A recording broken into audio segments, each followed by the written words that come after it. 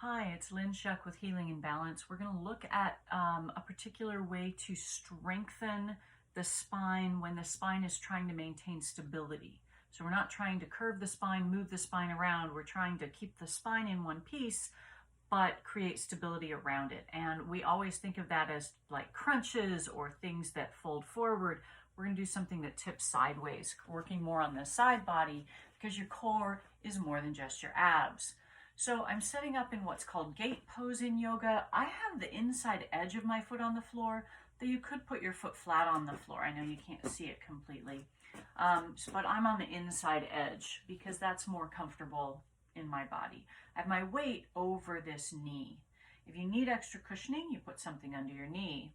So I'm going to take my hands behind my head just lightly, and I want to make sure that I'm not arching here. So I'm going to pull those ribs in and bring my head back into my hands. So I'm keeping a nice straight line.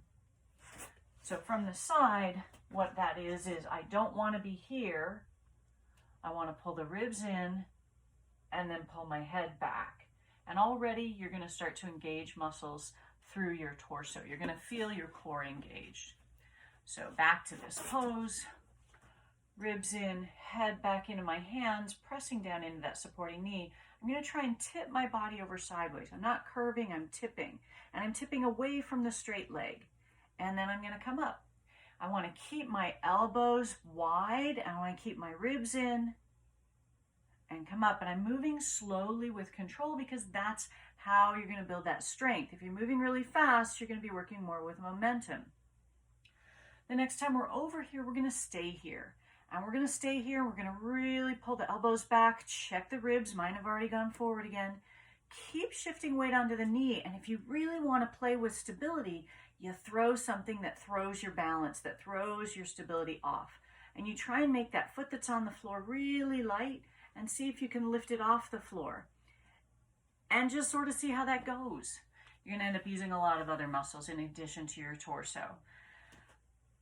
So this is a very specific way of working in gate pose to build strength through the core, incorporating more of the side body. You'll feel back muscles working. But again, as we tip it into that balance pose, we start to engage more muscles in the outer leg and hip as we try and hold that too. So we set up on the second side. My weight is over this knee. My back extended leg is straight. And again, your choice, foot flat on the floor, inside edge of your foot on the floor. Hands behind your head. If this hurts your shoulders, you could bring your hands here. You could keep your hands down. We want to keep the shoulders open. We want to keep the head back. We want to draw the lower ribs in. And we start to tip over sideways and come back up.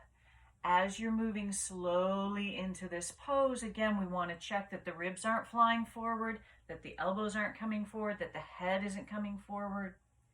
We'll do two more, holding on the last one that we do.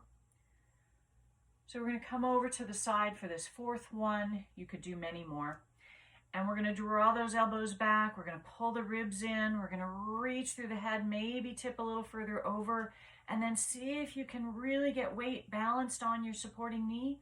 Lighten that foot of the extended leg. Can you lift your foot off the floor? Yeah, kind of. Anyway, that's another way to work on strengthening your core. Core is not a six-pack. Core is not crunches. Your abdomen is not your core. It's part of it, but there's a lot more surrounding your spine and supporting your torso. So that's a good one. Go.